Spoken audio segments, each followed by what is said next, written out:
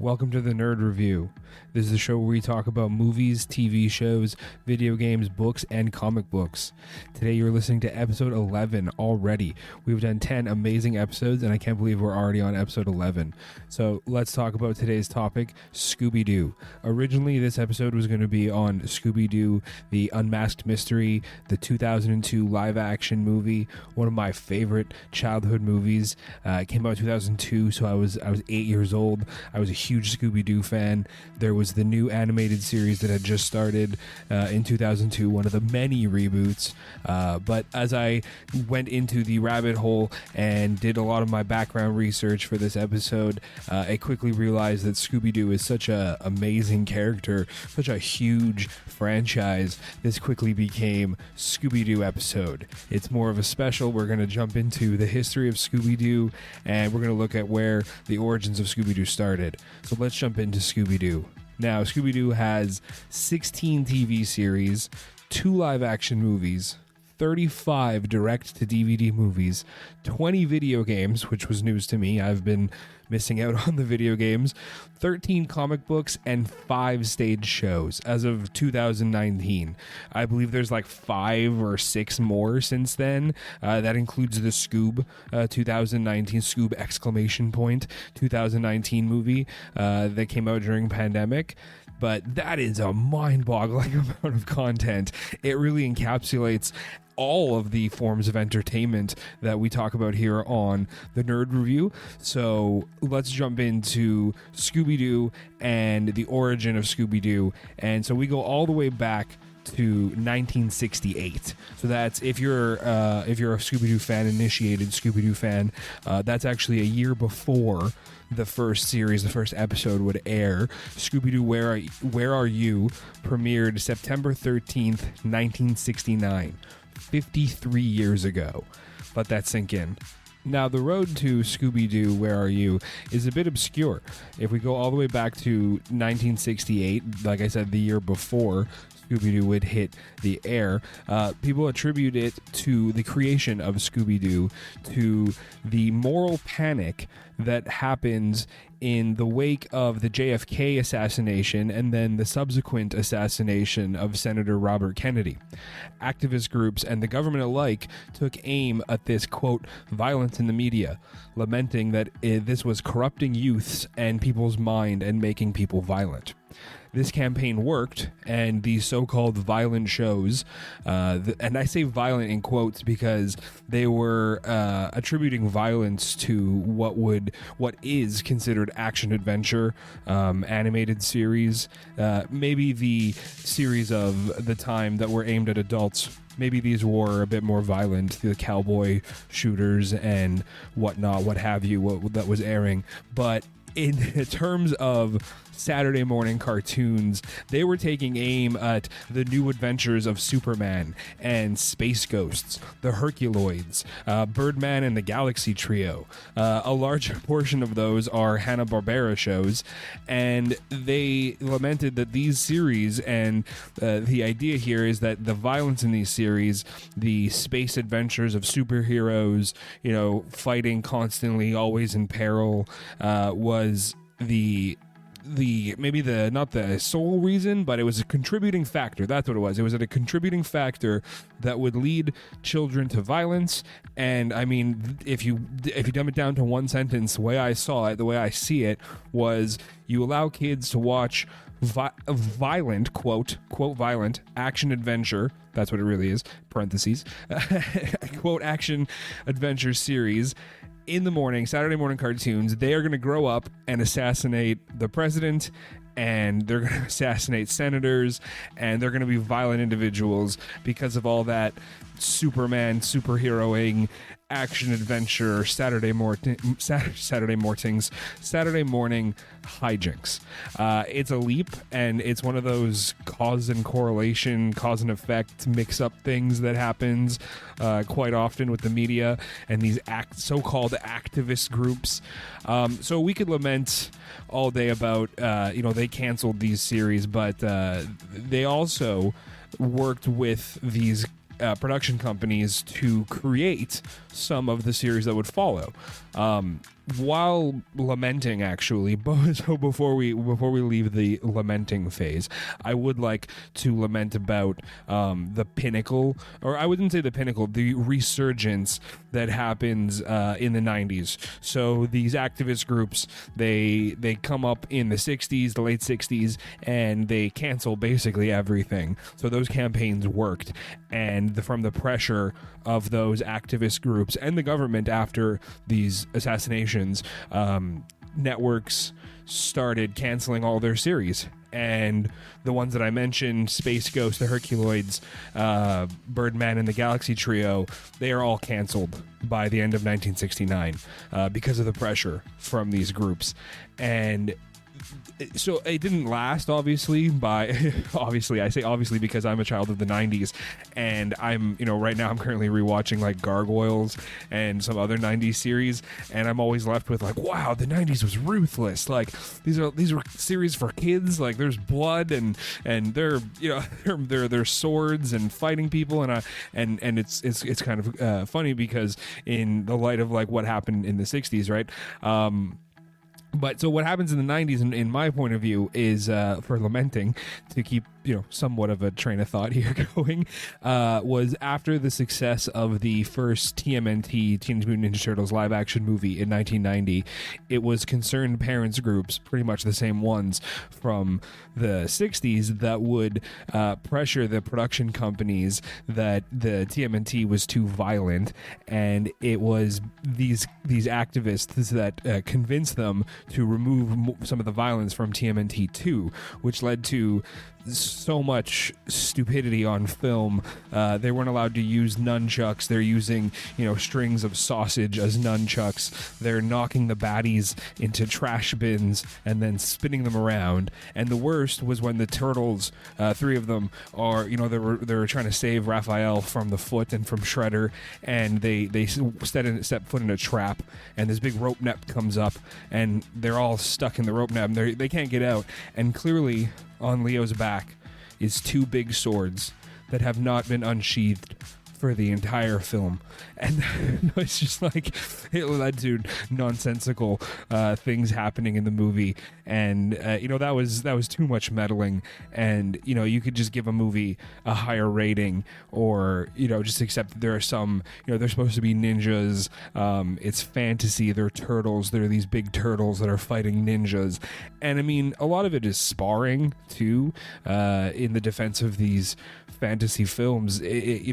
Sparring with a sword is, yes, violent, but they're heroes, right? How is it any different from Iron Man coming down and firing rockets? And I mean, in the first Iron Man movie, I assume he killed all those terrorists, and I mean, that was like acceptable entertainment for the family. But in different times and different, depending on what's happening at the time, there are these different views that it's like, oh well, that's violent, and if you show that to a child, he's gonna grow up and kill the president. But by the 90s, and then again, in the early 2000s, well, late 2000s, close to the 2010s, it's just like, oh well, that's totally acceptable violence. He's just a superhero taking out bad guys again. And it's funny how the wheel just keeps spinning, and we come back to the same points, in society and in the wheel of debate, if you will, that we just keep debating the same things over and over again. And so that was a tangent and a little bit of a lamenting period on these activist groups and how they can really, screw up a good series or hinder something that could have been great. The follow-up to TMNT 2 should have been so much better than what we got, let's be honest. And a lot of what we got was because of these activist groups. So that's my 2 minutes on that. So I digress. Let's get back to the point here. Now, the main takeaway and the main point is that these parents, these concerned parents, activist groups, and the government alike, they ended a lot of good shows. These action adventure shows that they deemed too violent for the audiences, for youths at the time. And this is before we had, dedicated networks like the Detour, or, streaming platforms where you could get around FCC or, regulators, and you could just create adult entertainment. This is a long time before that. So animated series are for Saturday morning cartoons, and they're for children, and they're going to get censored, and that is what the landscape is at the time. And so, yeah, they end up canceling a lot of these good shows, but they do influence how future shows would be made. They served as advisors to Hanna-Barbera and other animation studios to ensure that the new programs would be, quote, safer for children. And this does actually lead to some pretty amazing shows that are still relevant in pop culture to this very day.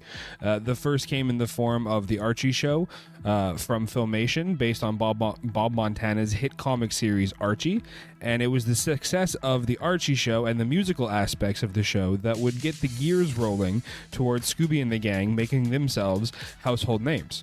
Though even the names we love and know now went through some serious changes.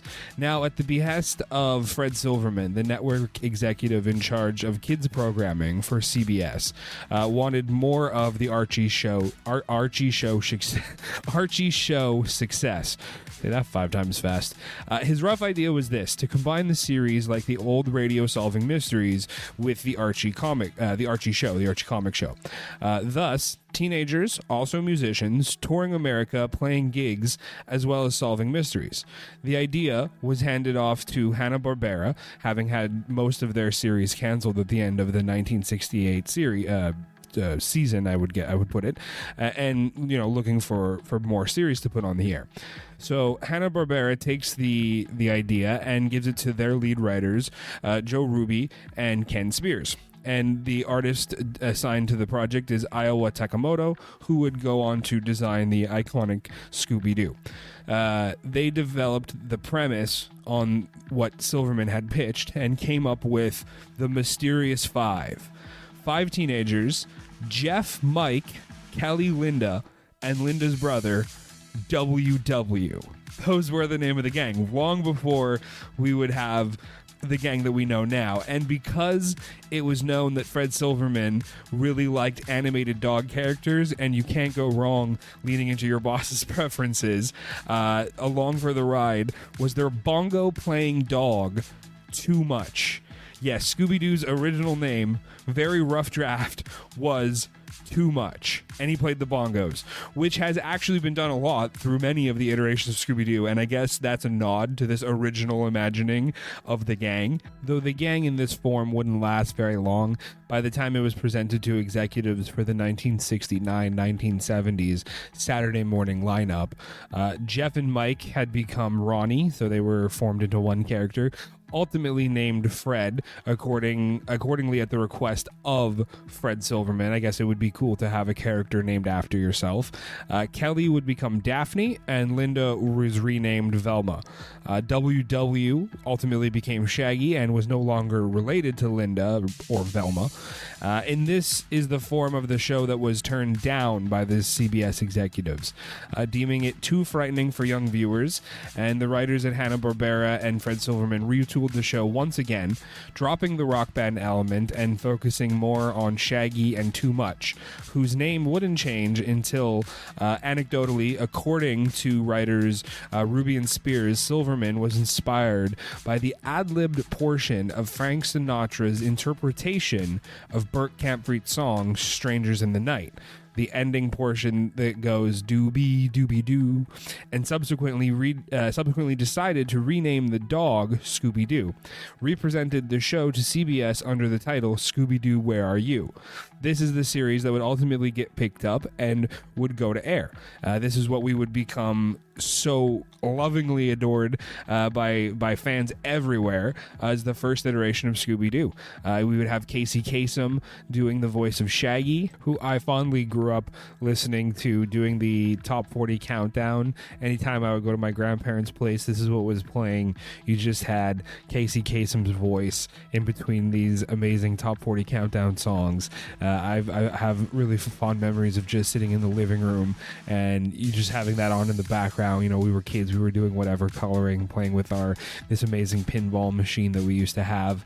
You know, I've been thinking a lot of those fun memories while listening to Casey Kasem's Shaggy over the course of the last couple of weeks. We watched a lot of the Halloween, Halloween themed. I mean, Scooby-Doo is, you know, has a lot of Halloween themes in there. The Witches, Ghosts, Zombie Islands. We were watching a lot of those 35 direct to DVD movies. I say we, that's me and my girlfriend and I. We were watching these movies during the month of Halloween, which is just wrapped up. It is now November and we're moving into holiday movies. So I thought it was a good time to get in this non-holiday, non-Halloween episode of Scooby-Doo in between here while we have so much else going on.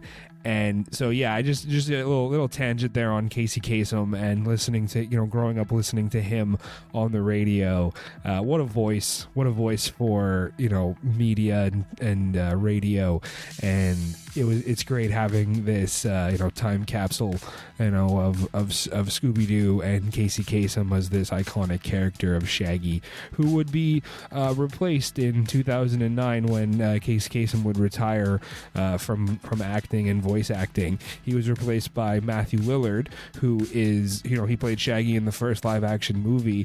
And in my opinion, if you're going to replace, you know, the original voice of Shaggy, you replace him with the living embodiment of Shaggy. Like, come on. I still can't get over the amazingness that is Matthew Lillard in 2002 in his, you know, we'll say costume, but it's a green t-shirt and brown pants. So it's pushing the definition of what a costume is. And let's go with his iconic outfit. In his iconic outfit and a little soul patch, I mean, he is Shaggy. He is Norval Shaggy Rogers. Let's just, you know, call it as it is. So, I mean, if you're going to hand off your torch, I think that's an amazing way to hand off your torch to, like I said, the living embodiment of a fictional character in real life.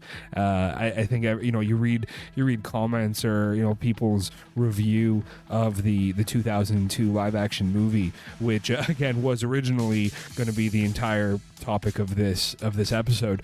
So I was doing a lot of, you know, reading the backgrounds, the behind the scenes stuff like that, and it's something that everybody kept saying, you know, like, this movie was pretty good, you know, maybe this movie was mediocre, but at the bottom it was, but oh my god, the amazing casting, Matthew Lillard is Shaggy in real life, you know. that's what it always said. So that was, you know, we had Casey Kasem in the original Scooby-Doo. There was Frank Welker doing the voice of Fred. We had Stephanie Anna Christofferson. That's a mouthful of a name, doing the voice of Daphne Blake, and we had Nicole Jaffe doing Velma Dinkley. Now, the original series ran for 2 years, 2 seasons, 25 episodes, 1969 to 1970, and it was amazing. I mean, it set the path for what we have today. There are new series being developed in, you know, for Amazon, Hulu. Everybody has a piece of the Scooby-Doo pie, it would seem right now. There's a bunch of new series in the works. And from this point in the history of Scooby-Doo, it's picked up at CBC, ABC. There are so many freaking acronyms, it's hard to keep up sometimes. So it's at CBS for the duration of those first few years, and it would change hands to ABC eventually, and then it would end up at Warner Brothers, and then the CW. It played, you know, it wouldn't even enter Teletoon, you know, where I ended up watching it. Teletoon up here in Canada, Canada A, up here in Canada, it wouldn't hit Teletoon until 1990. And there's just, you know, there's so many different iterations that would keep coming. It would go into reruns, and then they had the Scooby-Doo Movie Hour, which were hour-long episodes. It wasn't until 1979 that Scooby's tiny nephew, his tiny nephew, Scrappy-Doo, was added to the series. This was actually an attempt by 1979. The ratings were slipping, so this was an attempt to boost ratings, and it worked. There there was so many other series that were done. There was a short 7-minute Scooby and Scrappy cartoons that actually had real supernatural villains, which was before Zombie Island. It featured most of the villains who were in previously series, who were revealed to be humans or criminals in costumes, were now real within the context of this series. One of the first series to include real monsters long before Zombie Island. I think that's pretty interesting. And it was around this time, the late 70s, early 80s, that we actually saw the Scooby Gang vary from time to time. Often missing from the gang was Fred and Velma. This was around the same time that we saw in 1985 the debut of one of my absolute favorite iterations of Scooby-Doo, is the 13 Ghosts of Scooby-Doo. This featured Daphne, Shaggy, Scrappy, and Scooby, and along for the ride were new characters like Flim Flam. Maybe not everyone's favorite character. Traveling the globe to capture, quote, the 13 most terrifying ghosts and ghouls on the face of the earth. And this is one of my favorite series. It's highly iconic. The music was amazing. Interesting that they didn't include Fred or Velma, but Daphne and Shaggy were great. There's so many fun episodes. There's the race episode, the race car episode, and the entire intro for this, the 13 Ghosts of Scooby-Doo, with that laugh and the little like song curse about how it all begins, and the guy with his crystal ball who looks like a ripoff of like Doctor Strange in some ways, in a little bit, and that's one of my favorite Scooby-Doo iterations. But there's so many. The Scooby-Doo Pup Hour, the Scrappy-Doo, What's New Scooby-Doo, Where Are You Scooby-Doo, Mystery Incorporated, there's the new one, Velma. 16 different series. Each series varies from 1 to 5 seasons. We're talking over 20, maybe 30 freaking series of television here, spanning 53 years.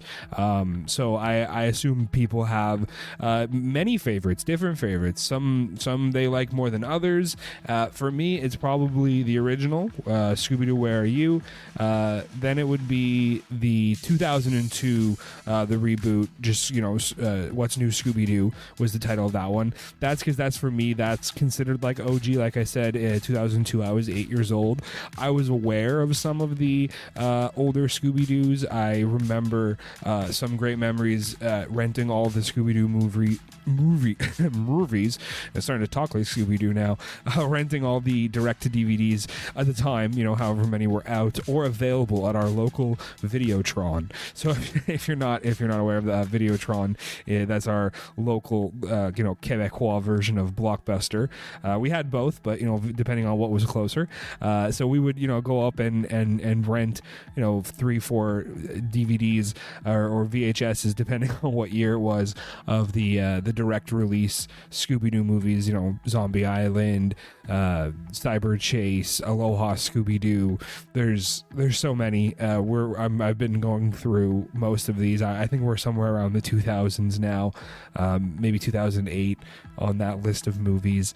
And some of these were just amazing. So yeah, it was for me. So I would put the original Scooby-Doo, now that I've seen it, the original Scooby-Doo, obviously de facto number 1. Then it would be What's New Scooby-Doo from 2002, and number 3 spot, hands down, the 13 Ghosts of Scooby-Doo. That is just an amazing series. For all the reasons I just said, that's an amazing series. And that's one of the cool parts about one of these series, one of these franchises. It's very akin to Power Rangers. Every few years you have a new iteration. You put a new style of animation. You get some new writers. You update it. In 2002, with What's New Scooby-Doo, it introduced modern 21st century technology into Scooby-Doo. That was something that hadn't been done before, and it gives the children of that time the opportunity to connect with these ageless iconic characters. That's what happened with me, and I assume that's what happened with the next level, the next iteration of Scooby-Doo and the iteration after that.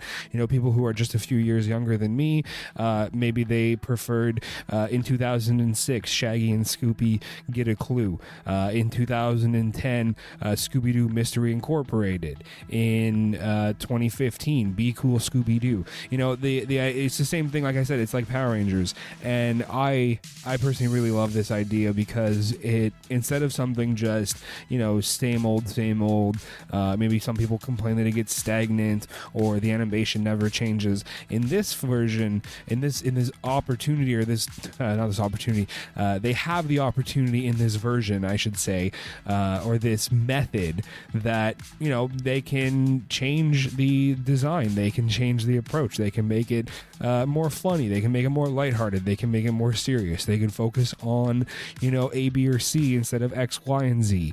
And it also gives, you know, from the creation side of view, point of view, if you look at it from that way, it gives new writers and new talent and new people the opportunity to, you know, work on something that they grew up with. You know, maybe somebody grew up watching, you know, the 2002 What's New Scooby-Doo, and then 10 years later, or 12 years later in 2015, maybe they're working on Be Cool Scooby-Doo. You know, that would be something that would be pretty amazing for anybody. You grow up reading a comic book, or you watch a show, and then you grow up and you dedicate yourself to a talent, to a trade, to something that gets you in a position to influence that thing that influenced you, that inspired you. And I think that's really cool to have these avenues, like Scooby-Doo, like The Simpsons, like the comic books, Marvel, MCU, DC, anything it is, Power Rangers. It's a really cool type of powerhouse of a franchise to be in that position. It gives them so much connection, and with generations, it's connection that spans generations. That's what it is. And in my mind and in my life, I feel connected to Scooby-Doo, and I have really good fond memories of Saturday morning cartoons. I was lucky enough that I'm old enough, or I was young enough at the time, to still see Saturday morning cartoons on, you know, WB Kids, and then it was the Fox Box, and it changed. You know, every couple years it was something new. We were watching it on YTV, The Zone with Sugar and Carlos. You know, like if you were Canadian and you got to watch YTV, you know, that was one of the cool things. You know, getting to come home and have, you know, some free time to just relax and, you know, de-stress from the day of being a kid, and, you know, all those complex loops and hoops you got to jump through. It was nice to come home and have Scooby-Doo, and every couple of years you got a new thing of Scooby-Doo, and I really enjoyed that. So that's the different versions of Scooby-Doo and the TV series and how it came to be. So let's pivot now to, like, we're in 2002 at this point in my mind, so it's What's New Scooby-Doo, and it's a great series. And on the back of this, or during, I guess this was part of the reboot, they produced the first live-action Scooby-Doo movie. This is where Matthew Lillard was introduced. We got Freddie Prinze Jr. as Fred. We got Sarah Michelle Gellar in there as Daphne. Linda Cardellini as Velma. Like, you got Rowan Atkinson as Mondo Avarius. You know, like, this was a freaking great cast.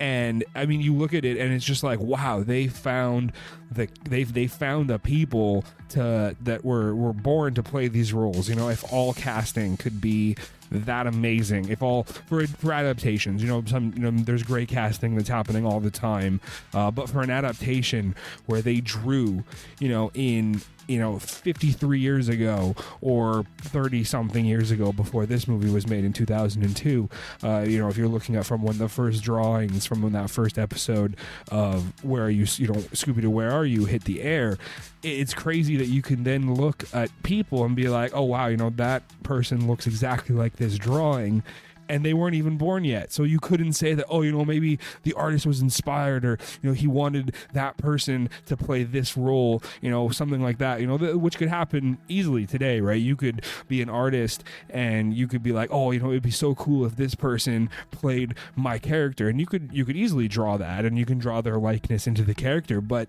to have this version where most of these actors were either young children, they weren't actors, or they weren't even born when the first Scooby-Doo hits the TV, right? So like this is just, in my opinion, that's amazing to be able to go out there and find these actors, which is pretty cool. So 2002 comes around, and I'm a huge Scooby-Doo fan already. It's Scooby-Doo. It's What's New Scooby-Doo, which I've said like 1,000 times now.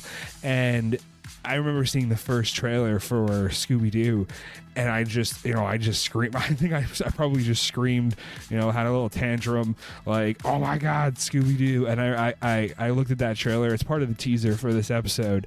And oh man, trailers were so amped back then. I lost the appeal of trailers. I find trailers are a bit too long these days. So I want a teaser.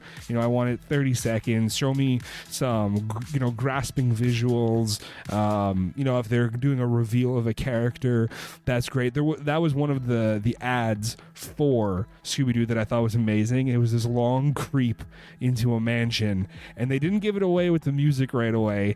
And they're like solving mysteries in 2002, and it's going up the mansion, and you see a shadow, and it's the bat ears, right? That's the silhouette is. It looks like bat ears, and then it turns and it's Scooby-Doo, coming to theaters. And I thought that's a great teaser. That it's a bit of subterfuge. You don't know what's going on.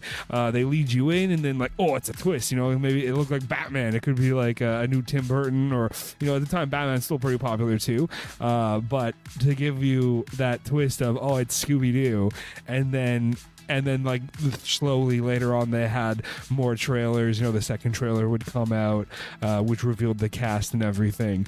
And I think that's the great way to do it. Don't just give us a 4-minute trailer, which is basically like a book report on your movie, which sometimes you watch a trailer and you're like, oh well, I don't need to watch the movie anymore. The trailers were amazing, and then to see the movie, to sit down in the theaters 8 years old and look up and see for the first time, and let's be honest, the best out of all of the other live action movies that have been done in the Scooby-Doo franchise. There's a term, series of diminishing returns. That's what comes to mind when you look at the Scooby-Doo live action franchise. The live action part of the franchise after the second movie is just like the casting gets like less spot on, less point on. It's not Matthew Lillard, it's not Freddie Prinze Jr., Sarah Michelle Gellar's gone, Linda Cardellini's gone, like Rowan Atkinson is far in the rearview mirror, and I think like the most recent one was just like two teenagers, a puppy in a hallway and a classroom, and like it felt like it was a high school production, not something that was done from an actual like production, like film house production company. And that's just, that's unfortunate. It would have been great to see Scooby-Doo 3, which was going to be greenlit on the back of Scooby-Doo 2, but unfortunately the ratings had dropped so much, the box office had dropped so much by the time that Scooby-Doo 2 came around, that they just decided to can the project, and we never got Scooby-Doo 3 with this original amazing cast. That would have been so amazing to have that. But alas, we have some great animated series and movies that are still coming out, so something to look forward to still. Now that was not to say that the 2002 movie wasn't superb. So the backlash, or not the backlash, but the lower ratings were for Scooby-Doo, the sequel, second movie. So the first one though was, in my opinion, just absolutely amazing. It's everything you want in an adaptation. It was campy. It had the physical comedy, the hijinks. They did Scooby-Doo really well, considering that it's 2002 and this whole concept of CGI characters and a wholly CGI character was new. And so in the behind the scenes, it's a lot of the standard, the actors are talking about how it was difficult to react to air, and you had to have all these reactions and reacting to nothing essentially. And there was all these stand-ins, and they had props, and they used various different ways of portraying to the other actors in the scenes what Scooby was doing and what he was saying. In one of my absolute favorite scenes, and it's my favorite behind the scene also, is when Scooby is walking down the hallway in the airport, and he's dressed like grandma, and Fred is just like, who's the ugly old broad?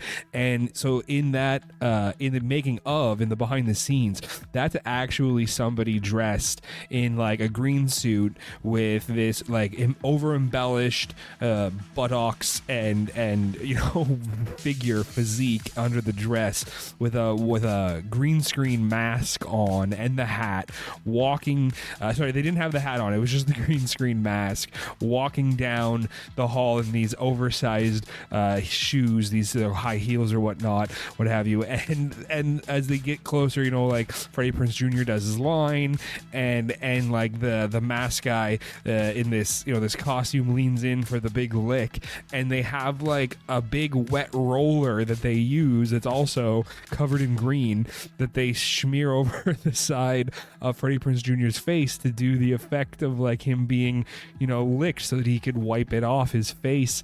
And the end product is amazing. It's Scooby-Doo walking down the hallway in a dress pretending to be grandma. And I think it was really well done. It's what I've said in previous episodes. It's this layering.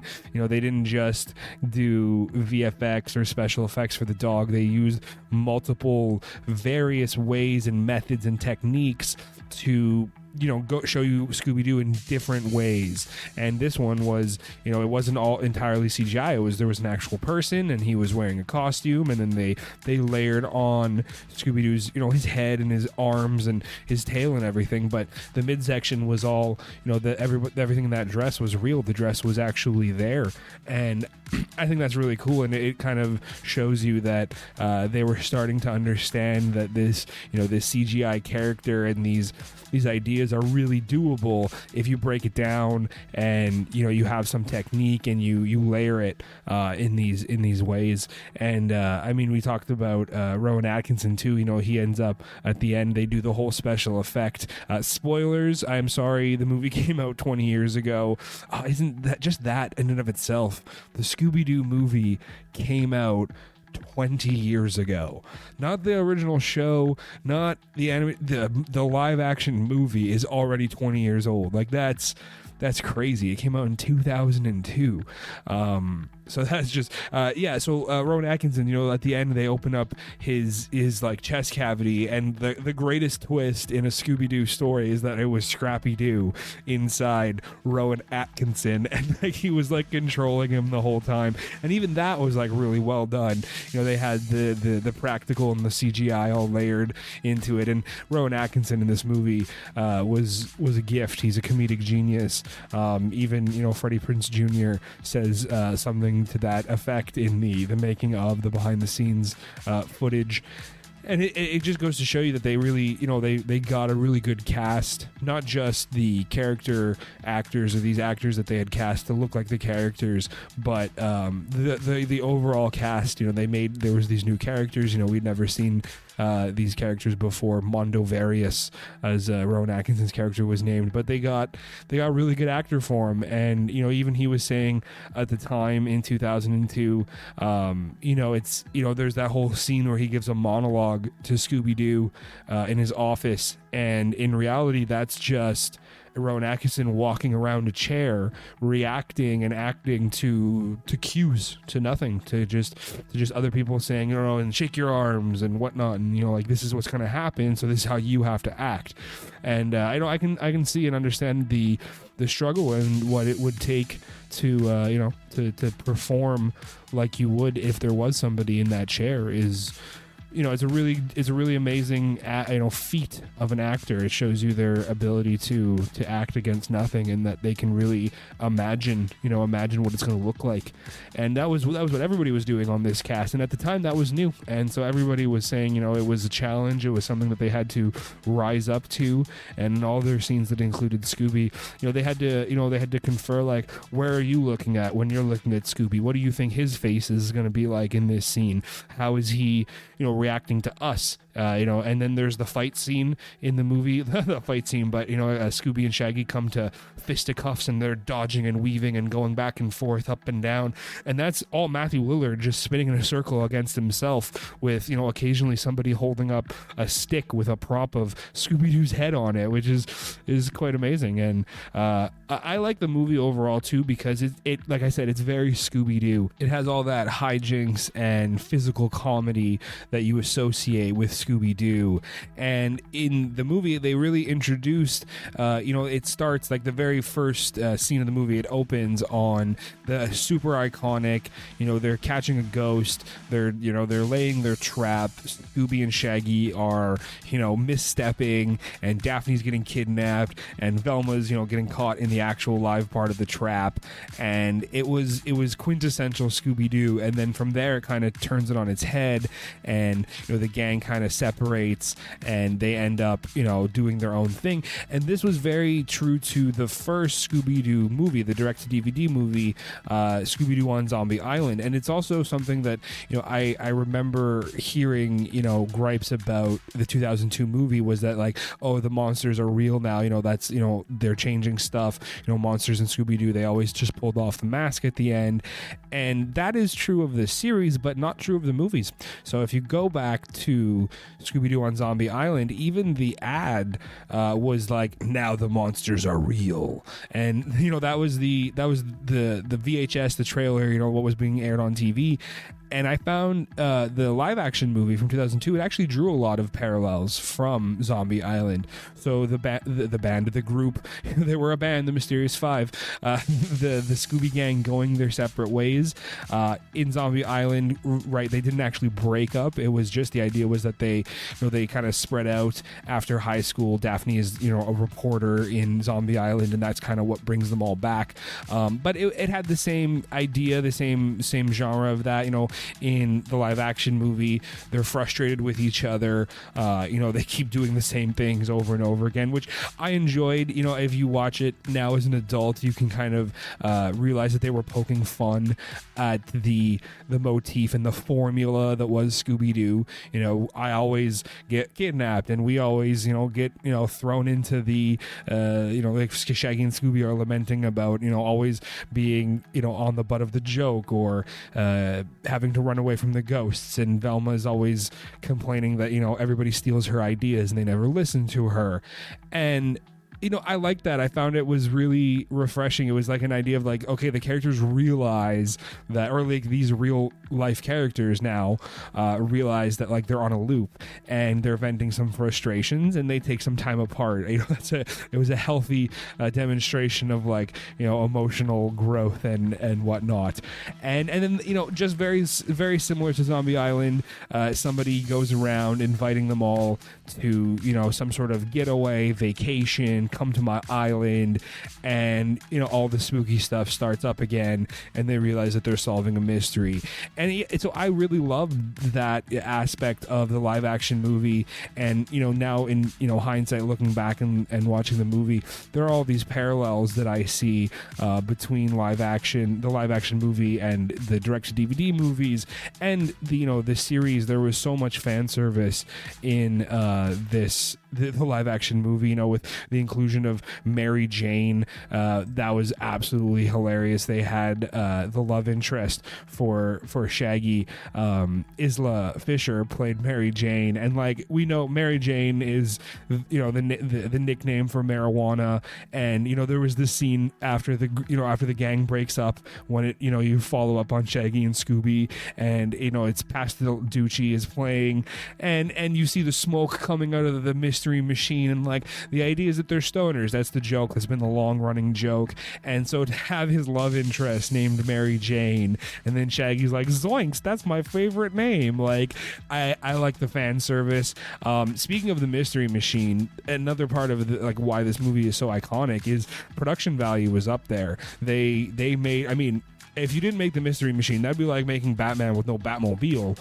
But the Mystery Machine is there. It's iconic. It has the colors, it has the mystery machine on the side. And like I said, with the practical and the VFX, was that there was really real sets, elaborate sets made up. The castle scenes, the roller coaster, the hallway, the cart when Scooby's supposed to be pushing the cart and everybody gets stuck on that, what was it, like a hotel trolley cart? Like, it was it was like a cart on a track that's being pushed, that's like automated going down a hallway, and then all the actors like jump through, a fake glass window, and that's really practical. That's really up there, and they're doing their stunts, and they built these practical sets that were really they shows the craftsmanship, and the mystery machine is really part of that. So the movie had the first Scooby-Doo movie had really good reviews on a budget of $84 million in 2002 money. It would go on to make $275 million at the box office. Easily money to, obviously greenlight a sequel, and you can see why so many people enjoyed, you can see how so many people enjoyed that movie in the box office reviews, clearly. The Rotten Tomatoes gave it, 32%, which in my opinion, that's pretty low considering that it was such an amazing adaptation, but I'll always fall on the audience side more than the critics. Critics are like weathermen. No matter how many times they get it wrong, somehow people still listen to them. That's just a little tangent, little joke about movie reviewers and critics. But everybody has their own preferences. It's something that I hit on early in these episodes. The saying is, "Don't yuck my yum." Just because I like something or you like something doesn't mean, or vice versa. Or if I like something that you don't, or I don't like something that you do, you don't have to diminish it or try to go out of your way to point out everything that was wrong with it. It's a Scooby-Doo movie. There could be 100 things wrong with it, but at the end of the day, it got the envelope across. It got the mission done. It succeeded in what it set out to be, and what it set out to be was a funny movie for kids that was an adaptation of Scooby-Doo. It's 2002. It was new. This whole CGI character thing, I talked about that in some of my other episodes. This was a new thing that was happening, and so it's interesting to see how they handle that, adapting Scooby-Doo and creating him out of nothing. That was really interesting. And I really enjoyed this movie. I enjoyed Scooby-Doo. Scooby-Doo is such an interesting character. He's funny. He shows tenacity. He's anything for a Scooby snack. He's a great character. Shaggy, Fred, Velma, Daphne. They're all great characters. They all have their different values and their different credits. There have been characters in our household and on our TVs for half a century in various forms and formats, and on the big screen, on the little screen, on your console. There's been handfuls of video games. We've read them. We've been reading them. I'm gonna look up some of those comic books. I haven't actually read any of the Scooby-Doo comics. Those are probably right up there with the TV shows. I could only imagine the great artists and illustrations that they've put together for the Scooby-Doo comic books, so that's something to check out. There's the new series coming out too. I mentioned those before. I think the next one is Velma with an exclamation point, and I'm not 100% sure on when that's going to come out, but that's always something to look forward to. New iterations. I'm looking forward to when the next direct-to-DVD movie comes out, or maybe it'll go to theaters. I know Scoob, the 2019 Scoob exclamation point. They always like putting in that exclamation point. That movie Scoob was supposed to come out in theaters, but because of the pandemic, it didn't. That's unfortunate. But so yeah, maybe the next Scooby-Doo movie or adaptation will hit theaters, and we'll all have the opportunity to go see it on the big screen, and we'll get to talk about it again. And I look forward to that, and I look forward to getting to talk about more Scooby-Doo. And as we're talking about things to look forward to, this is a great time to end today's episode. We've been talking about Scooby-Doo. This has been episode 11 of the Nerd Review, and I hope you look forward to the next episode. I know I do. And that's all for today, everyone. This is the Nerd signing off.